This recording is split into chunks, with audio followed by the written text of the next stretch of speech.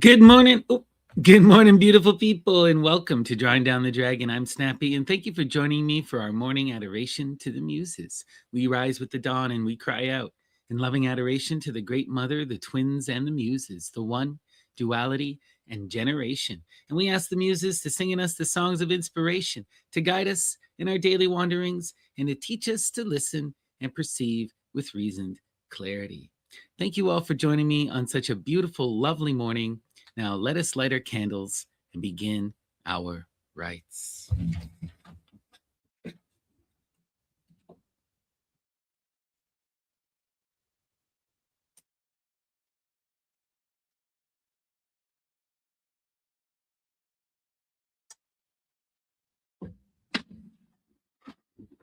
Hail Hestia! All right, what a beautiful, lovely, lovely morning. And we will begin by discussing the astrology. Today we are under the moon in Aquarius, and the moon in Aquarius is magical energy. It's energy that calls us into the heights of our imagination. In the tarot, this is the star card, the energy that connects us to the ancestors, that calls us to make that profound wish, to cry out in loving adoration, in desperation, to embrace the divine madness, and to enter into the heights of the ideal. Incredible, powerful energy that is really all about embracing that wide expanse of experience, of gazing into the unknown, and really empowering yourself in your vision. So try to use this energy to go out under the stars and meditate, to really see things from a grandiose perspective. Really beautiful. All right. And now we're going to read some magical poetry. And today's title is I Am the Genius of the Nether Spheres. This magical line comes to us from a wild poem called Anteros by Eric McKay. And we're going to read a couple poems by Eric McKay today. So let's check this out here. Anteros. All right. 1 second here. This is the feast day of my soul in me, for I am half a god and half a man. These are the hours in which are heard by sea, by land and wave, and in the realms of space, the lute-like sounds which sanctify my span and give me power to sway the human race. I am the king whom men call Lucifer. I am the genius of the nether spheres. Give me my Christian name and I demur.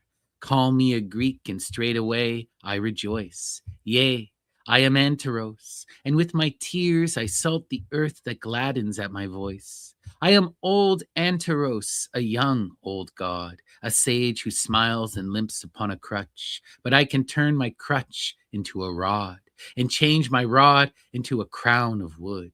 Yea, I am he who conquers with a touch and plays with poisons till he makes them good. The sun, uprising with his golden hair, is mine apostle, and he serves me well. Thoughts and desires of mine beyond compare thrill at his touch. The moon, so lost in thought, has pined for love and wanders out of hell, and saints from heaven have known what I have taught. Great are my griefs, my joys are multiplex, and beasts and birds and men my subjects are. Yea, all created things that have a sex, and flies and flowers and monsters of the mare. All these and more proclaim me from afar, and sing my marriage songs from year to year. There are no bridals but the ones I make, for men are quickened when they turn to me. The soul obeys me for its body's sake, and each is formed for each as day for night. 'Tis but the soul can pay the body's fee to win the wisdom of a fool's delight. Yea, this is so. My clerks have set it down, my birds have babbled it to the winds of heaven. The flowers have guessed it, and in bower and town, lovers have sung the songs that have made. Give me your lives, O mortals, and for leaven, ye shall receive the fires that cannot fade. O men, O maidens, O ye listless ones, ye who desert my temples in the east, ye who reject the rays of summer suns and cling to the shadows in the wilderness. Why are ye sad? Why frown ye at the feast, ye who have eyes to see and lips to press? For a wisdom that ye will not prove, a joy that crushes and a love that stings, a freak of frenzy and a faded groove, a thing of nothing born of less than naught. Why in your hearts do ye desire these things, ye who abhor the joys that ye have sought? See, see, I weep, but I can jest at times. Yea, I can dance and toss my tears away. The sighs I breathe are fragrant as the rhymes of men and maids whose hearts are overthrown. I am the god for whom all maidens pray, but none shall have me for herself alone. No, I have love enough here where I stand to marry 50 maids in their degree. I 50 times 5,000 in a band, and every bride the proxy of a score. Want ye a mate for millions? I am he. Glory is mine and glee time evermore. O men, O masters, O ye kings of grief, ye who control the world but not the grave, what have ye done to make delight so brief? Ye who have spurned the minstrel and the lyre. I will not say, be patient, ye are brave, and ye shall guess the pangs of my desire. There shall be traitors in the court of love, and tears and torture and the bliss of pain. The maids of men shall seek the gods above, and drink the nectar of the golden lake. Blessed are they for whom the gods are fain. They shall be glad for love's and pity's sake. They shall be taught the songs the sirens know, the waves lament, the west wind's psalmistry, the secrets of the south and of the snow, the wherewithal of day and death and night. O men, O maidens, pray no prayer for me, but sing to me the songs of my delight. Aye, sing to me the songs I love to hear, and let the sound thereof ascend to heaven, and let the singers with a voice of cheer announce my name to all the ends of earth, and let my servants 70 times and 7 reshout the raptures of my Samhain mirth. Let joy prevail in frenzy like a flame, seize all the souls of men for sake of me. For I will have contention put to shame, and all the hearts of all things comforted. There are no laws but mine on land and sea, and men shall crown me when their kings are dead. Wow. Such wild imagery in this poem. This poem just blew my mind when I read it. You know, hail Lucifer, hail Satan, Apollo. Wild stuff. Just crazy. Beautiful. All right. And the next poem we're going to read by Eric McKay is called Zulali. Zulali. I am the sprite that reigns at night. My body is fair for man's delight. I leap and laugh as the wine I quaff. I am the queen of Astrophel. I curse and swear in my demon lair. I shake wild sunbeams out of my hair. I madden the old, I gladden the bold, and I am the queen of Astrophel. Of churchyard stone I've made my throne, my locks are looped with a dead man's bone. Mine eyes are red with the tears I shed, and I am the queen of Astrophel. In cities and camps I have lighted my lamps, my kisses are caught by kings and tramps. With rant and revel, my hair I dishevel, and I am the queen of Astrophel. My kisses are stains, mine arms are chains, my forehead is fair and false like Cain's, my gain is loss, mine hour is dross, and I am the queen of Astrophel. So fun. So much fun. Wow. Hail the muse, right? And this is incredibly wild energy, right? Amazing. The queen of Astrophel, right? And this comes to us from, the Greek and Latin, the star lover. Astrophel means star lover, right? The one that connects to the stars and the lover of the stars, right? We're talking about Aphrodite, the queen of Astrophel, of the star lovers, Aphrodite, right? Wild stuff. All right, let's continue. Excuse me. And the next poem we're going to check out It's called Fairies by Eric McKay. Fairies. Glory endures when calumny hath fled, and fairies show themselves in friendly guise to all who hold a trust beyond the dead, and all who pray, albeit so worldly wise, with tearful hearts or widely weeping eyes, they come and go when children are in bed, to gladden them with dreams from out the skies and sanctify all tears that they have shed. Fairies are winged for wandering to and fro. They live in legends. They survive the Greeks. Wisdom is theirs. They live for us and grow like things ambrosial, fairer than the freaks of signs and seasons which the poets know, or fires of sunset on the mountain peaks. Wow. Hail the fairy spirits, right? Hail the daimones. Love it. Short but beautiful. Okay. Next, we're going to check out My Amazon by Eric McKay.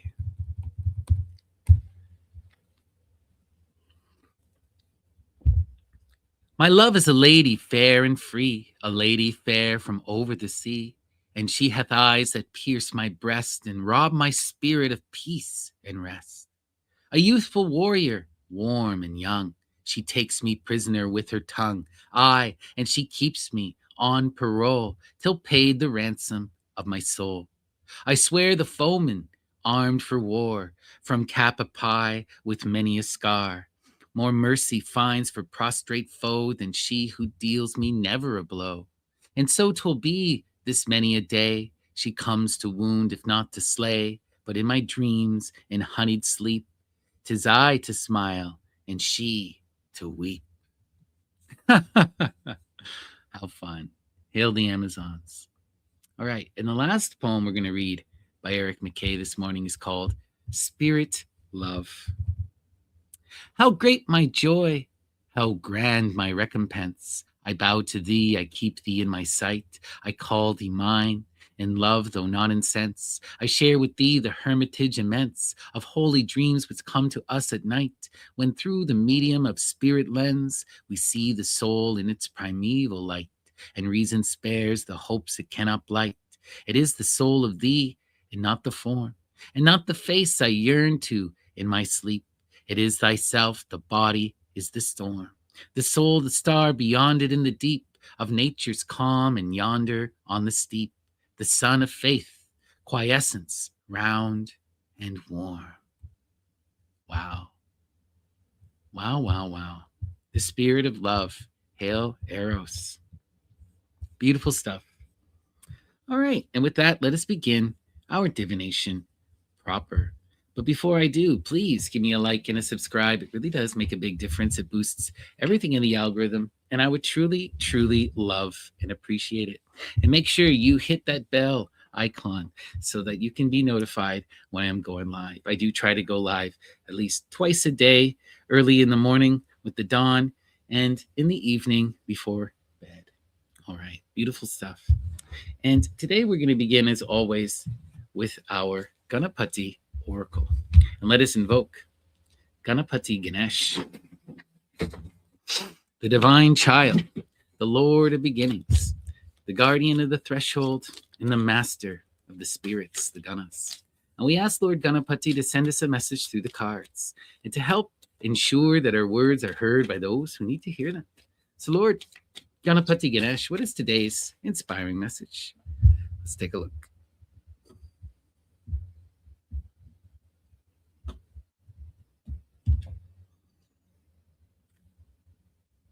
All right. Steadfastness. Steadfastness.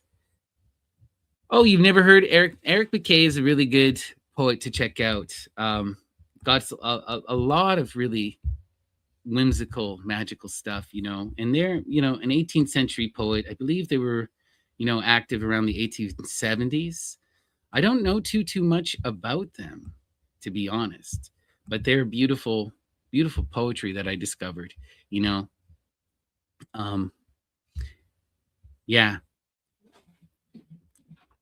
I mostly know them through this this collection that I had stumbled upon called Love Letters to a Violinist. which is really, really worth checking out. Yeah, beautiful stuff. So the message from Ganapati is steadfastness, steadfastness.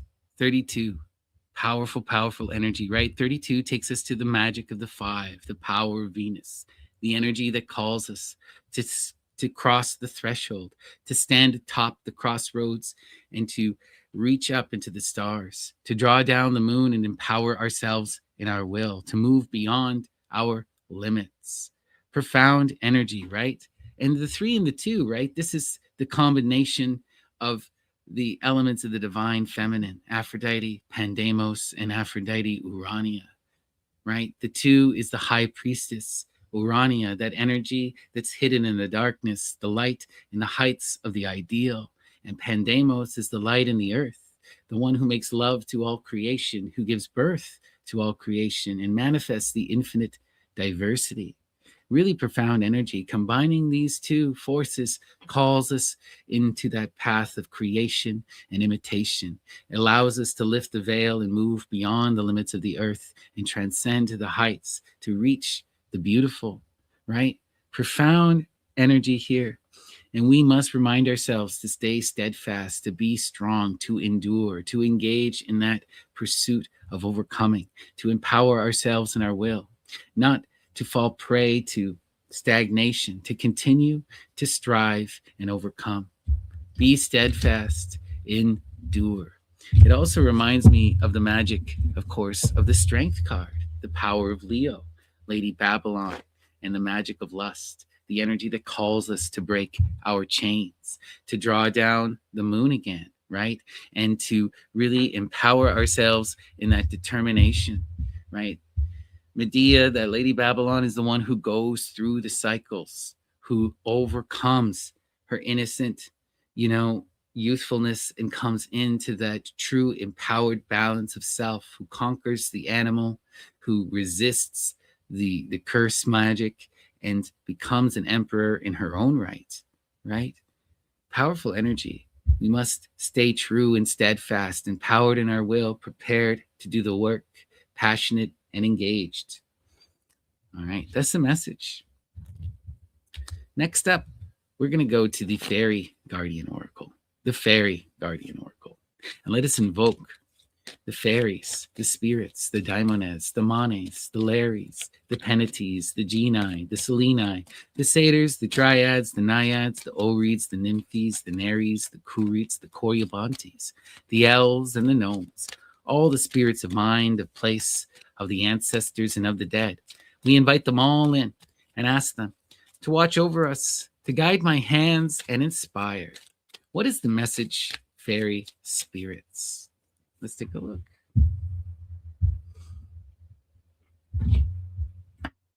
All right, we have healing. Now is a time for you to give or receive healing. Everyone has a natural ability to heal others. Yes, even you. Why? Because that healing energy comes from embracing life and generation. It comes from the intimacy of embrace and from profound connection, a willingness to grow and to advance into the future, to uplift the next generation. If you wish to heal, you must embrace life and you must share life, right? Engage in that loving connection, be in that creative work, be connected and projected into the future. Right? The true energy of destruction is found in the stagnation, in the complacency, in the unwillingness to try, in the refusal to look into the future, but to settle and to face a negative framework, right? If we want to heal, we got to get out of those energies that bind us and distract us, that call us into anxiety and fear, and come into loving connection, creation, and work towards a future. Powerful stuff here, right? Connect to others, share your love, recognize that profound embrace as the magic to heal, right? This is why you'll see in just about every culture on earth this laying on of the hands, right? Because there's true magic in the touch, true magic in our human connections. And when we embrace life and embrace love, that's when we can truly heal. We have to want to live. We have to want to grow. We want to be together. You know, that's where the real healing magic comes in. And when you're in that energy, you will also receive help, receive love, receive support. You will get medical treatment that you need. You will receive the loving care that you need, right? It's all about connection and support. That's what heals us, truthfully, right? Okay, let us continue. We're now going to go to the angel guardian oracle, the angel guardian oracle, and we invoke the guardian spirits, the angelos, and ask them to watch over our readings, to guide my hands and inspire. What is the message, angelos? Let's see. Inspire. All right, our center card here is holy love. Holy love. And what do we mean by holy love, right? Holy love is the divine imitation. It's that perfected energy of love. It's the magic of Bacchus and adoration of Venus. This is when we recognize that Aphrodite in everything and we project that profound energy of transformative love. This is Krishna chasing after Radha, Radha chasing after Krishna, Dionysus going through that wild divine madness, Attis shedding their limited animal self and embracing that purity of love that transforms them into the divine mother herself, right? So we are called to really see that true, profound love, the love that calls us to recognize the divine within everything, within the elemental nature. And we are called to respect and to uplift that nature. This is that pure love. You see this often highlighted and represented in many of the mainstream religions, right? Because this is a real, true power. But the real magic of this is not found in the texts, and it's not found in the grandiose concepts. It's found in the love. Anyone can embrace this. Anyone can feel this holy love. It's all about the magic and spirit of joy. Connect to the graces. Look at the beauty in the world. Frame reality. And when you put things in that perspective of adoration, all of a sudden you can see the other side. This is a profound realization, right? That the truth of all reality is love and strife. All reality is love and strife. And the magic of the holy love is to reflect upon the love. It's not to deny the strife, but it is to embrace the love, to see the love in the strife, And this is why you'll see this aspect in poetry. The magical poets, the ones who are embracing this holy love energy, will project to you the filth of the earth in the most beautiful, profound way, transforming the mundane and the fearful into something transcendent and immaculate, right? That's what the holy love is. Embrace that wild passion and joy that makes the world beautiful. All right. Thank you so much, angels, angelos, guardian spirits. Okay. Beautiful, beautiful, beautiful. Where's that deck? Oh, there it is. Oh, that's different. Oh, well. Okay. I got too many tarot decks and I got them all piled all over the place. Oh, all right. So let's see here. We're going to go now to the, Egyptian Guardian Oracle. The Egyptian Guardian Oracle.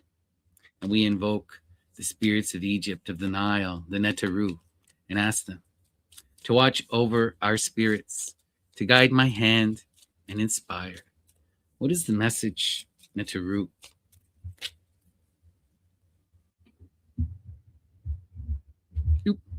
Okay.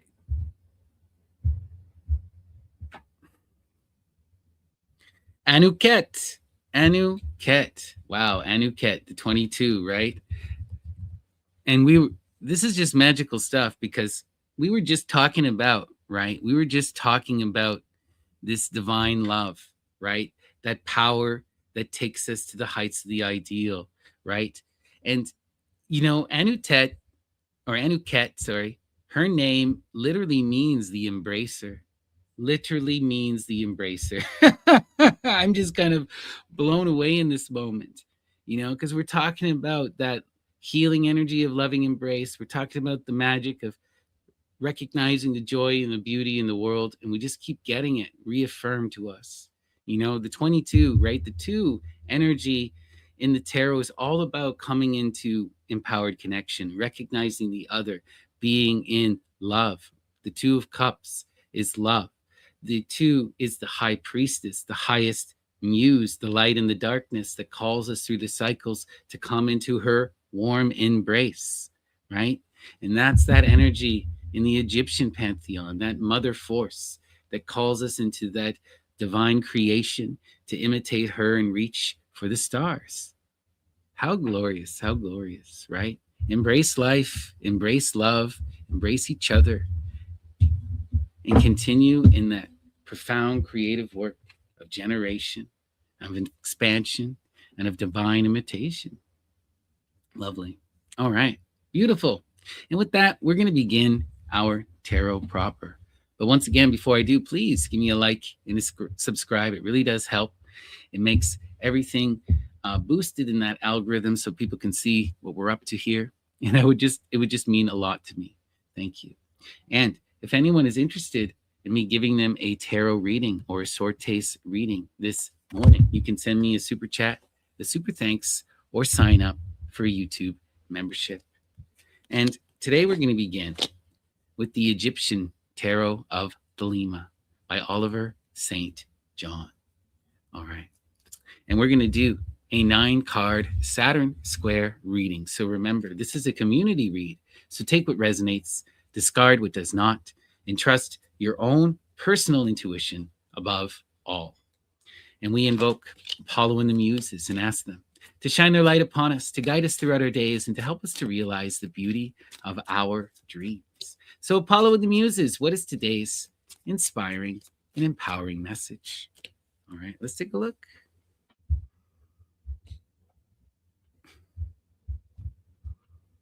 The center card in defining image. With all this two energy, with all this love energy, of course it is the high priestess, right? The high priestess too.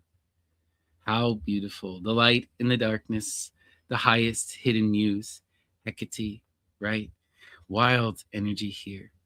And this is the energy that calls us into that divine invitation, that asks us to sit in the silence and in the darkness, to go into the occulted places, to reach for the signs and the synchronicities. And when she appears, we're always entering a profound initiation. We're about to cross a threshold and be transformed, to really engage in a new, profound perspective, one born of a transformative experience. And look at that. Yeah. Now, this is wild, right? The 18 is the moon, Sokar, right? And the moon is beautiful, beautiful energy, right? It's heavy energy, but what this is about is the great mother is coming to help us to overcome our traumas. When the 18 is here, that means that we find ourselves bound in this repetitive cycle, right? Where we are doing the same actions and expecting different results, where we are bound down in anxiety and fear, and this fear is shaping a reality. And with the moon, often this energy means that we don't fully recognize these patterns of behavior. We don't fully understand why we're anxious and fearful, because the moon tells us we have buried this energy. We have taken that trauma and hidden it within the depths of the subconscious in the body, because the ego can't fully understand, can't handle it. It's too painful. But with these two energies, with all of this great mother force, with all of this love, we are being called to shine that lunar light into the depths of ourself, to face this energy with warm, loving embrace. And when we can confront this, we can break those patterns of behavior. The secret of the moon is also that it transforms into the power of the 9. The 18 takes us to the 9, to the Virgo, the hermit. And the hermit is the one who shines the light of the moon into the depths of her soul, who does the hard work of overcoming her limits, who engages in that process of divine imitation and profound refinement, right? And that's incredible energy. This is breaking of the chains of that fearful, depressive energy, breaking out of those bad patterns of behavior and taking accountable action, right? And we are being guided through this. We're not doing this on our own. Beautiful. Thank you so much, Kat. I will pull you a few cards shortly. All right. And look at that. We have 2 8s. That's profound. The 18 and now the 8 of Wands, swiftness. And swiftness is the magic of Hermes. Look at this. We have all of this profound help here that's coming to get us out of this repetitive, bound up, stagnant situation, right? The 8 of Wands is a lifeline, right? It sees us caught up in that 8 cycle, and that hermetic energy comes to provide us with a way out. This is an inspiring opportunity. This is that spark of awareness that if we can seize upon it, will take us to something truly profound, will lead us further down this initiation into profound growth and gaining of a new perspective. But in order for this energy to take root, we have to trust our heart and our intuition. We have to look at the world with the eyes and ears of the Magus. Look for the signs and the synchronicities. Trust in ourselves. And when we see the opportunity, we must seize it. Be willing to leap and to expand, to pursue, to change course, to break out of our bad patterns. Wow. And look at that. How glorious. The Princess of Swords. The Princess of Swords, right? The princesses are such incredible, powerful energy. They represent new life, right? Ideas that have a profound existence of their own. Children, right? Something that we have given birth to and manifested that can reshape the earth. Infinite potential, infinite opportunity. But all the princesses must be cultivated in the earth. They need the time to blossom, to grow, to come into themselves, right? So part of this initiatic experience here is embracing the responsibility, connecting to this princess and allowing her to grow, right? She's going to help us break out of this 8 energy and to receive the opportunities. She is the opportunity, right? There's so much power here. Wow. And the Princess of Swords, right? This is that youthful energy that comes to bring that inspired wisdom, that pursuit of truth and justice and communication. Take new ideas and plant that seed within the earth that's going to lead to profound transformation. And look at that. The fire, the primordial fire. Wow. The ion, the 20, the penultimate moment before completion, right? This is incredible. The ion is all about shedding our skin, setting our ego ablaze, facing ourselves in the mirror and making an active change, going through that process of reincarnation. You know, you don't have to wait till you die to fundamentally change your life, to reconceptualize the self and to be born anew, right? This is that energy of letting go of the past and making an active change, reconstituting the self, re-engaging in that profound transformative energy, right? This is the magic of Horus, the child, right? Out of the death of Osiris comes the beautiful child to come, right? We continue to refine and grow through that creative process of becoming. And that's what this energy is about. But in order to do that, we have to let go of our past mistakes. We have to break free of those binding patterns of behavior and transform, re-envision ourselves, let go of the past and embrace that fire of transcendence. And there we have the 3 of Wands. Wow. So much fire here. You know, and the 3 of Wands is the magic of Hecate, the power of virtue. This is the energy that calls us to recognize our will in relation to the people around us. It's one thing to empower yourself into your desire, to use that force of will to engage the universe. It's another thing to be in harmony with the people around you. And this energy understands that we come into true, profound fulfillment when we are part of the tapestry, right? One aspect is self-fulfillment.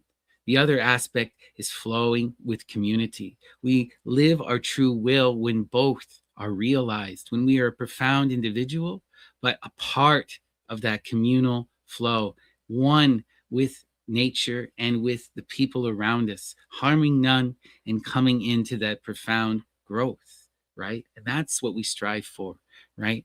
We want to be in that harmonious energy. In order to do that, there's two aspects of this, right?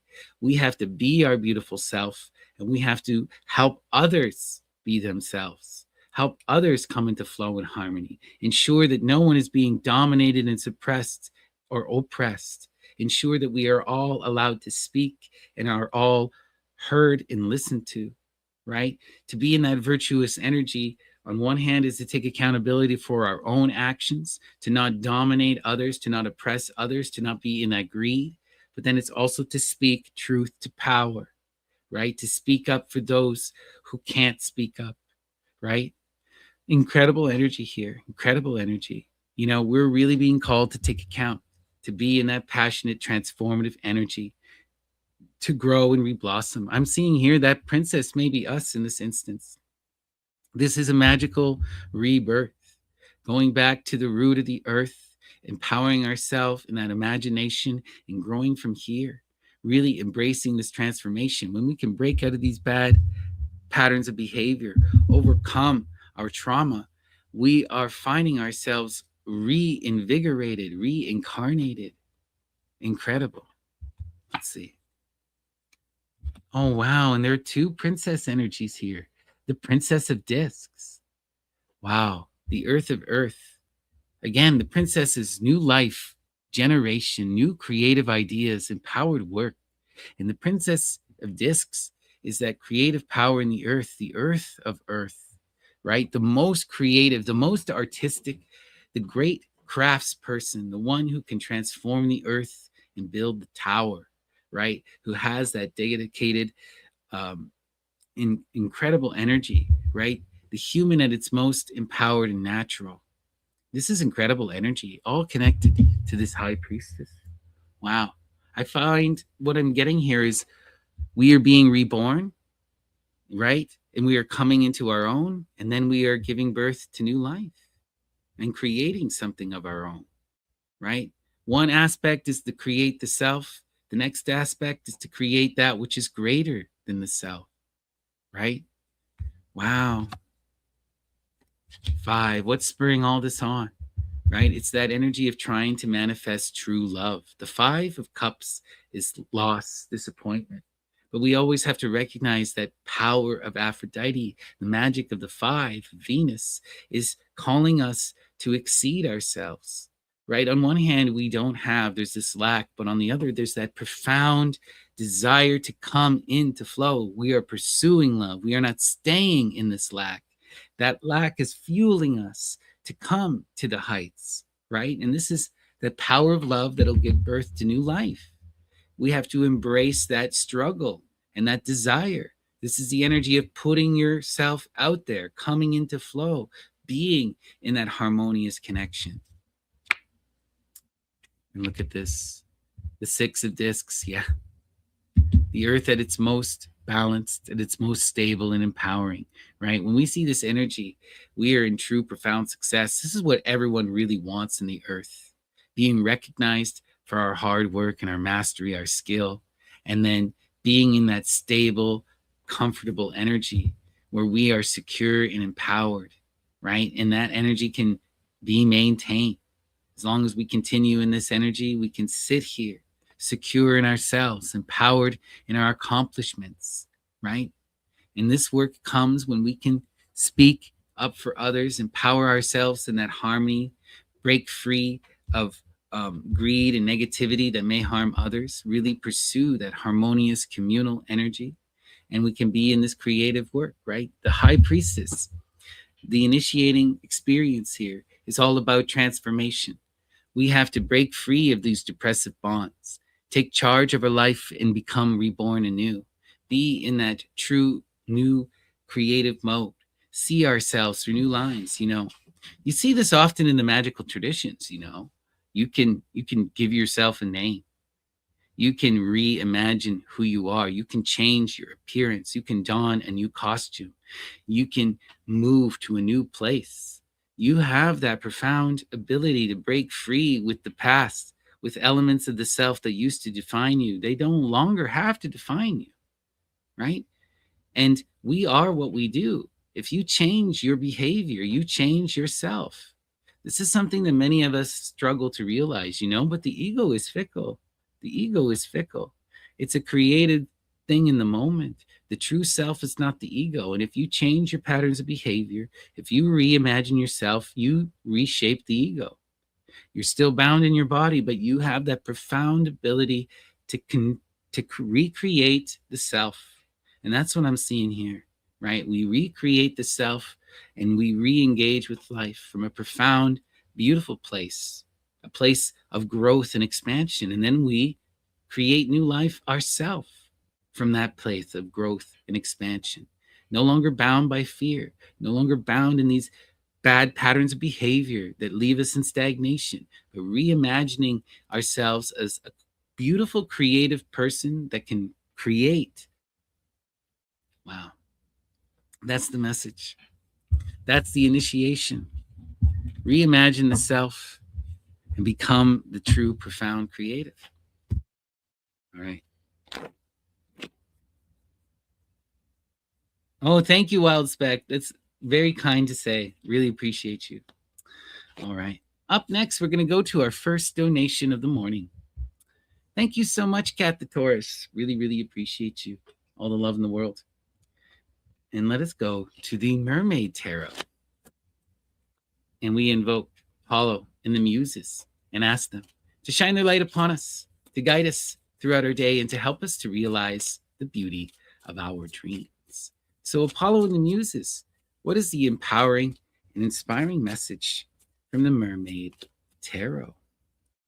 All right.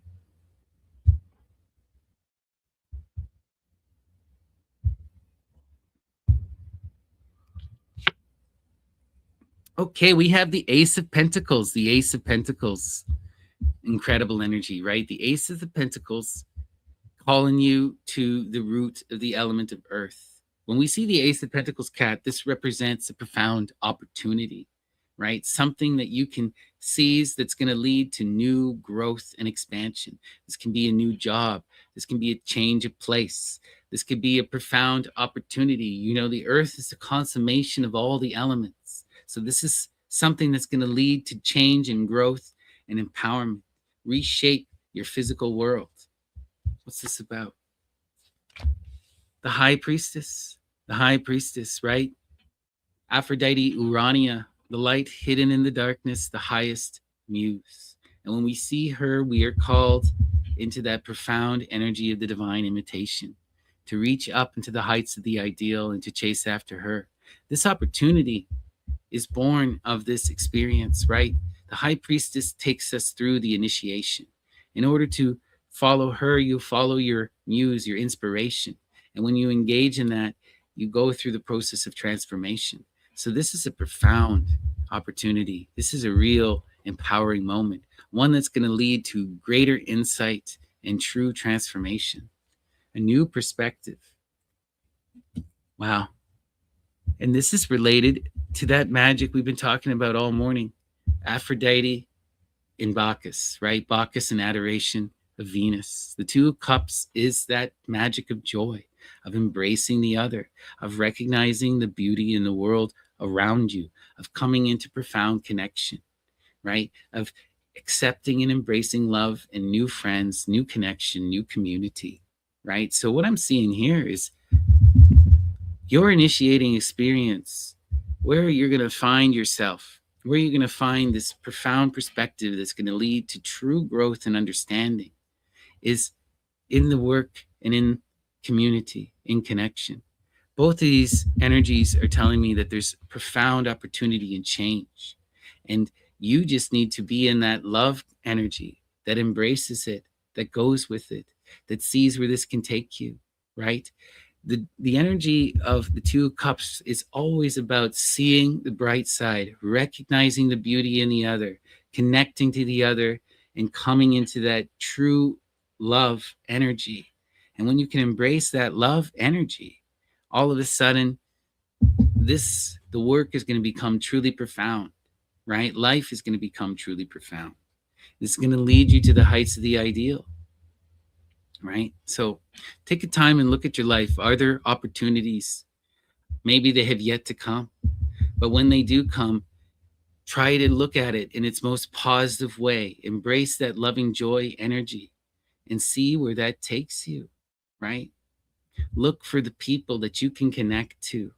There's profound growth here, you know, both twos, two in the low and two in the high. For you, it's all about this path of love, about recognizing the muse, Aphrodite, and everything around you. That's where growth and opportunity will come. That's the message, Kat. Embrace love. Wow, how profound. You were just missing the six, and the six of cups and the six of the lovers, and you would have had like all the love in the entire deck. That's some real love energy there. Wow.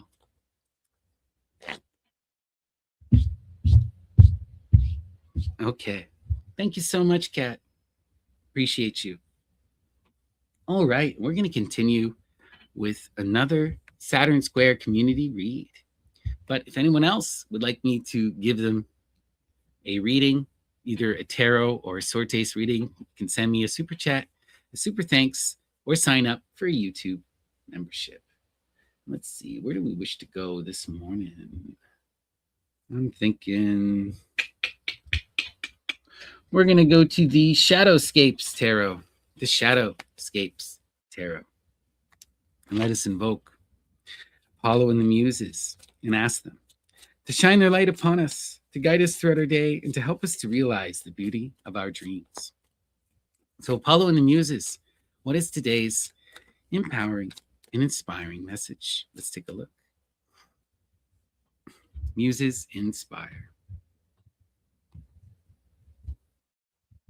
Okay. So for the center card, we have the King of Pentacles, right? The builder, the mature person who takes accountability and responsibility, right?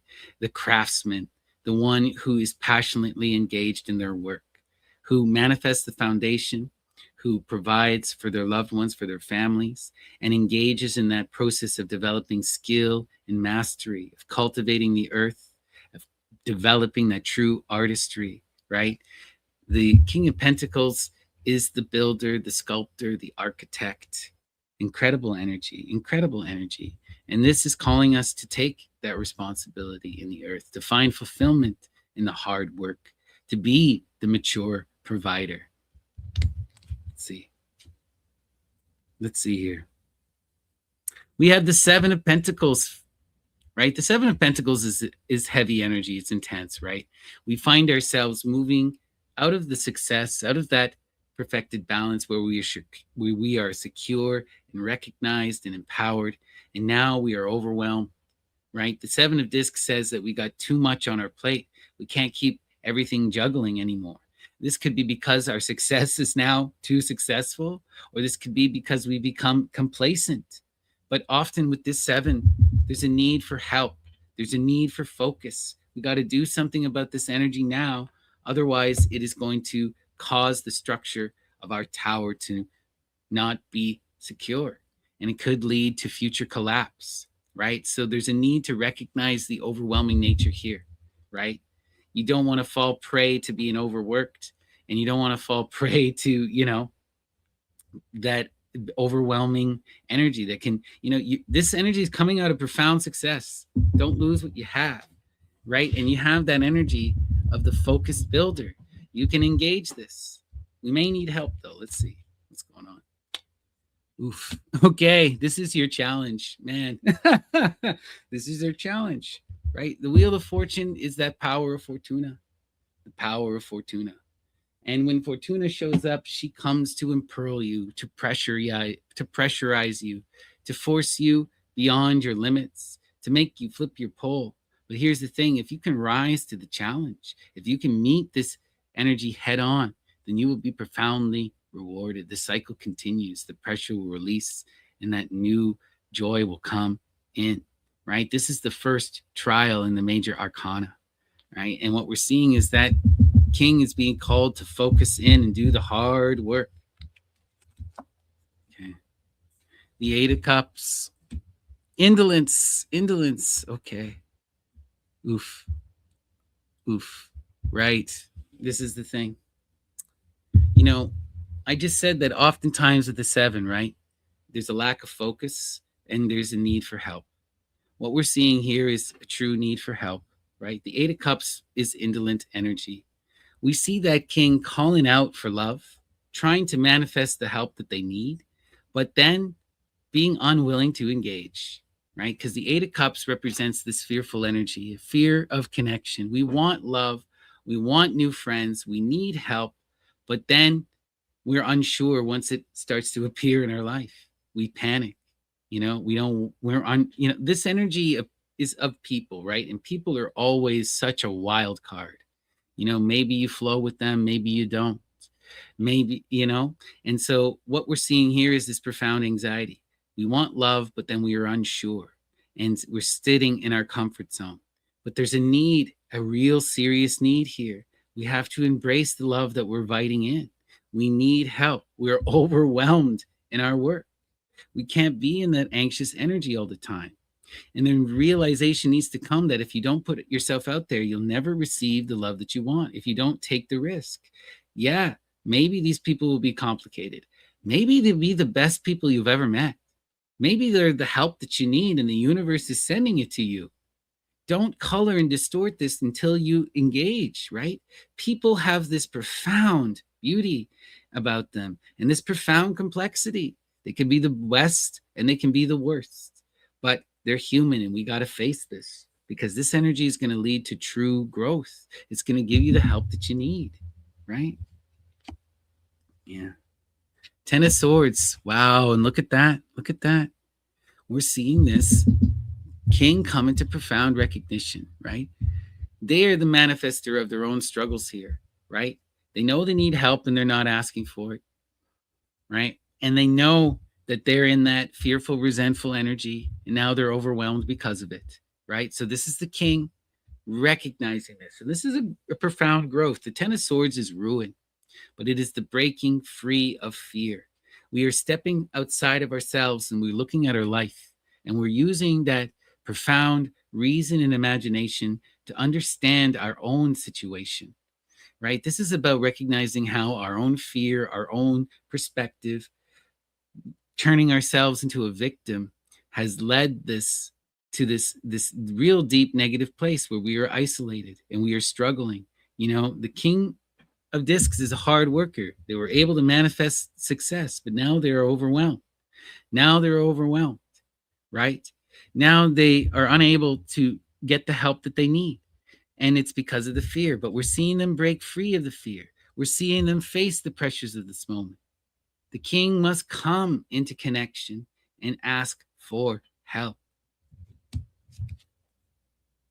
Yeah, come into connection and ask for help. Wow, and look at this. When you engage that Eight of Cups energy, when we get out of that fearful, doubtful mode, what happens, right? When we break free of fear, that Eight transforms into the Six, the most beautiful card in terms of love, right? Mutual reciprocal fulfillment, consensual coming together for the sake of pleasure, right? I give fully and receive fully. You give fully and receive fully, right? Profound, beautiful energy here. Energy that takes us to the heights of the ideal, that leads to the magic of ecstasy, right? This is the king getting the help that they need, transforming this energy. And look, it reduces to the Six. So there are going to be some people we don't flow with, but what do? We don't connect to them. We wish them well and we connect with the people that we do flow with. And that's what we're seeing here. We break out of fear. We connect with the people that we love that will reciprocate back, and we overcome this painful cycle. That's beautiful. That's so beautiful. Let's see. The Ten of Cups. The Ten of Cups. Look at that. And we don't even just stay in that energy of the Six of Cups. We come into this profound energy of true fulfillment, satisfaction, right? The Ten of Cups is the completion of the cycle in the waters. We are now totally and completely emotionally satisfied. We have the love that we need. We have the community, the friends, all of it. And now we can engage in that profound energy of charity. We can share our love. We can give our cup, right? Wow, wow, wow. This is really, really, really beautiful read, guys. Yeah, and look at this. What take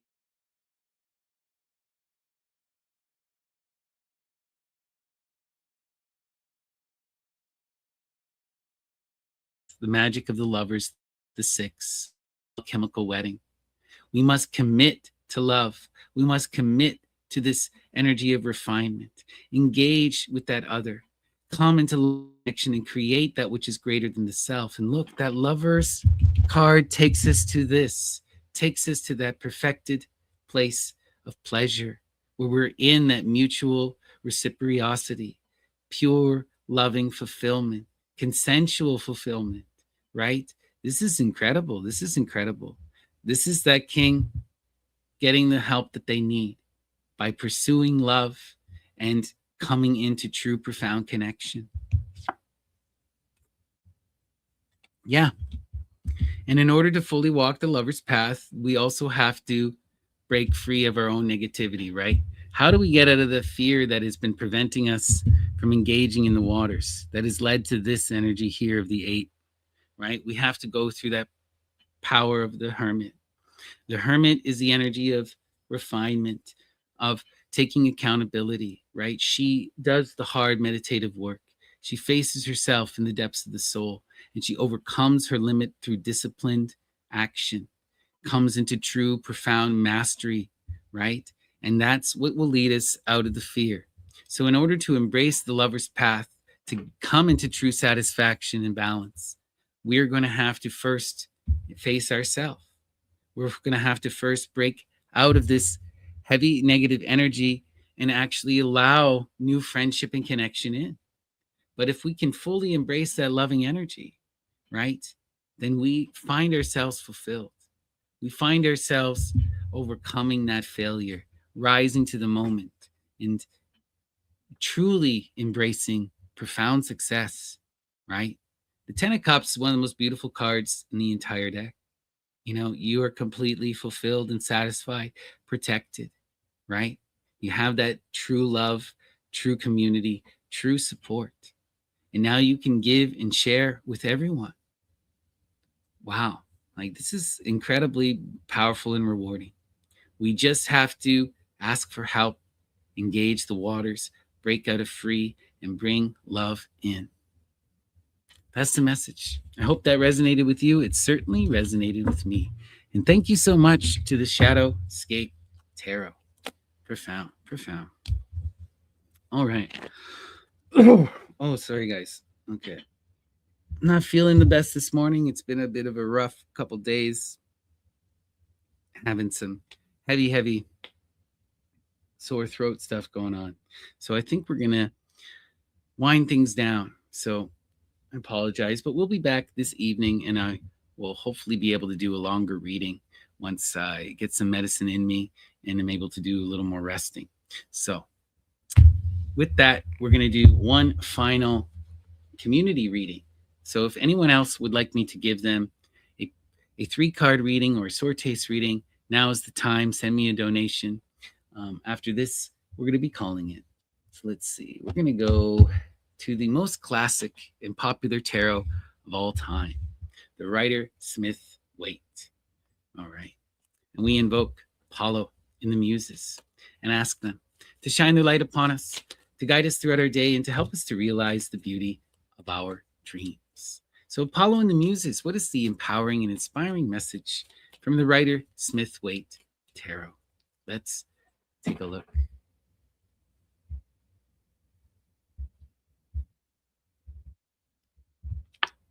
All right.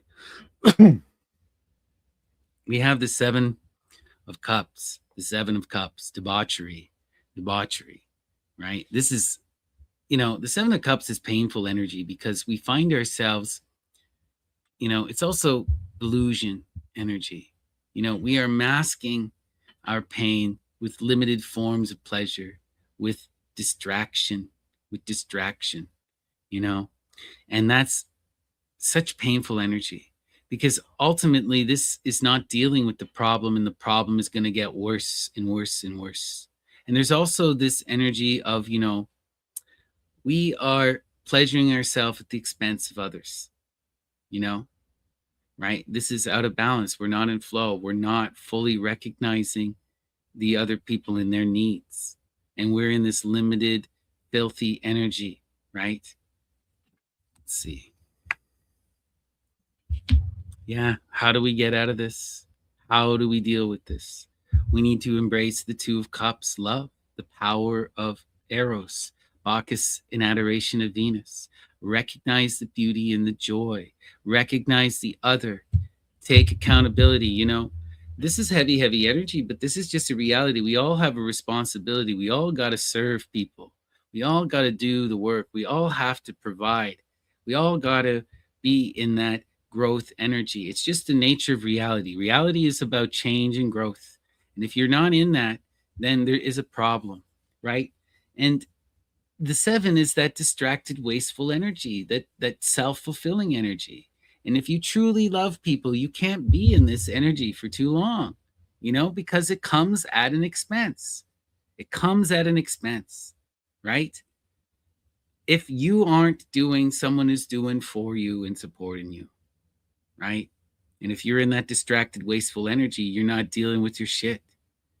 If you love, if you're in that Bacchus energy, if you're in that adoration energy, you can't stay in this illusion for very long. Let's see. Yeah, and look at this. This is our devil moment. We got to take accountability here. The devil is calling us out. This is imbalanced energy, and we are pleasuring ourselves at the expense of others. And the devil is saying, yeah, you're in that love. That love energy will take you through the gates. You will come to that profound path, right? You will gain the magic from me, but you got to be in that pure love. You got to deal with this first. This is the energy that takes you there through the gates, through that initiation experience, but you're going to have to come back into mutual reciprocal flow, consensual harmony and balance. And the key to this energy, right, of the Six of Cups is everyone is listening and learning and taking accountability for the other, right? Let's see. Yeah, man, we got some heavy seven energy here and profound love energy, right? The Chariot. The Chariot comes after the Lover's card, after the commitment, then what? Now you have to fight for what you love. If you're going to commit to something, if you're going to engage in that profound path of the Lovers, now you got to fight for it. This is the energy of Cancer, right? And it's calling us out. If you're going to come into that love energy, if you're going to be in reciprocal flow, then you got to fight for it and do what you need to do. And this is sometimes an internal fight, right? Sometimes this is taking responsibility for our own actions. But the Chariot card fights for love and makes the sacrifices that are needed. And if you want to be in loving flow and mutual reciprocity, you're going to have to compromise. You're going to have to sacrifice. It's how it is. And if you truly love, you will do it. That's what the Chariot is about, calling you out. If you're committed, you will die for what you love. And you'll certainly deal with this energy here, right? So take responsibility and cut this shit out. Quit being in that wasteful energy while other people are supporting, right? Are loving you. Yeah. Okay, we got the King of Swords. The King of Swords. The King of Swords is complicated energy. They're really passionate and beautiful.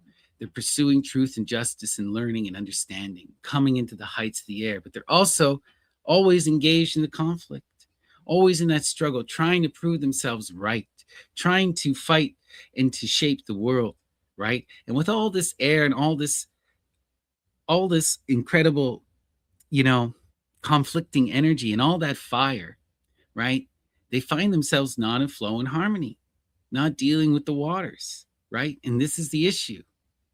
That knight needs to come back into the waters, right?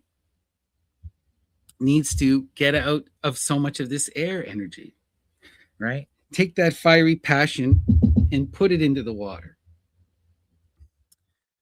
Embrace love, And embrace collaboration and connection. We got the Three of Discs work. And the Three of Discs is the great mother energy in the earth, that energy that calls us into collaboration, into cooperation, and into connection, right?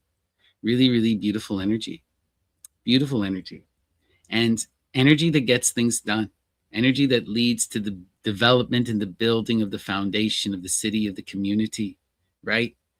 And one of the secrets of all the threes is that in order to be in that true collaborative energy, in order to come into balance, you have to work together. You have to listen. You have to stop fighting. You have to be willing to collaborate and compromise, right? This is powerful stuff. Powerful stuff. We're seeing that night coming into loving flow, connecting with others, coming down from the air and into the earth, coming away from the fire and into the waters, right? Let's see. And look at that. When they can fully embrace this energy of love, of the chariot, of doing the actions that are needed, when they can take accountability for this energy and come out of this illusion, of this debauchery, come back into loving reciprocity, what happens? They complete the cycle in the earth. They manifest true wealth and abundance. They create that which is greater than the self, true, profound accomplishment, the creation of the magnum opus, and they get to reap the rewards of this profound work. This is incredible energy here, incredible energy here. But in order to get there, we have to embrace the others. We have to willingly sacrifice to come into harmony with them. You know, when we're collaborating and in harmony, that's when we are creating something truly profound. Sorry, guys, the gnomes are freaking out this morning. My camera's autofocus just doesn't like me. Please, guys. We only got a couple more cards left and then we're done. Well, let's see. Temperance. Oh, I don't want to give anyone any kind of a petit mal seizure or something. You stop.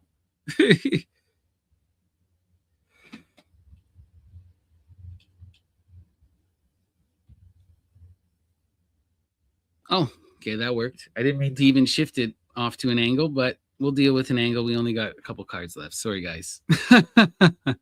All right, we have Temperance, the art card. The art card. And look at that. Love taking us to Temperance. And Temperance, what? It's the consummation of the Lover's card, right? It's the consummation of this incredible work. When we can get out of that imbalance, come into true balance, then we can alchemicalize. We can create together, manifest that which is greater than ourselves, come into true loving creation, artistic manifestation. And what does that energy do? It completes the cycle in the earth. Look at this. We can be in this profound creative work when we truly embrace love and connection, collaboration, when we take accountability and stop being in that self-fulfilling energy at the expense of others. Yeah. And the big key, one of the big keys is just this night has got to gain a new perspective. They got to see things in a different light.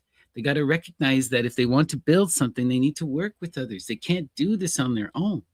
They need to learn about the power of love and how love is going to take them into this profound creation.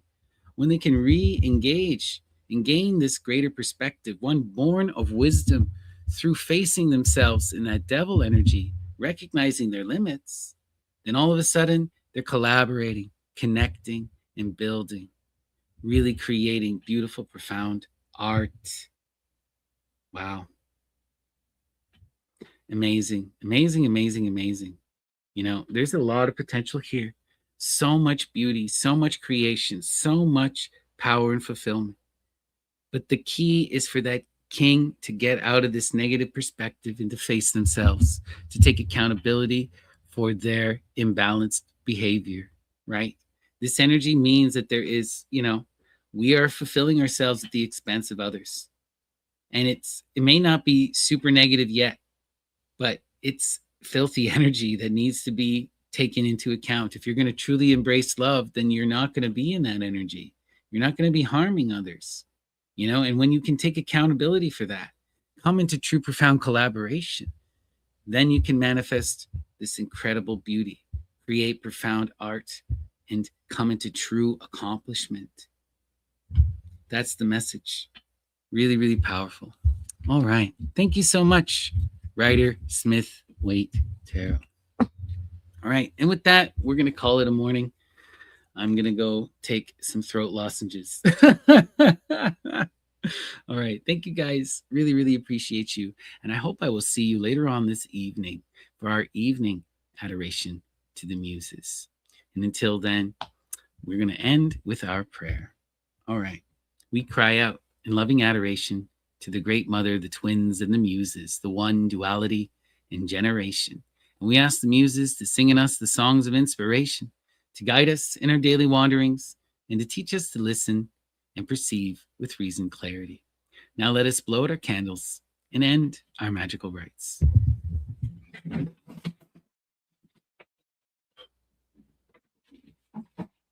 Hail Hestia. Thank you all. Much love.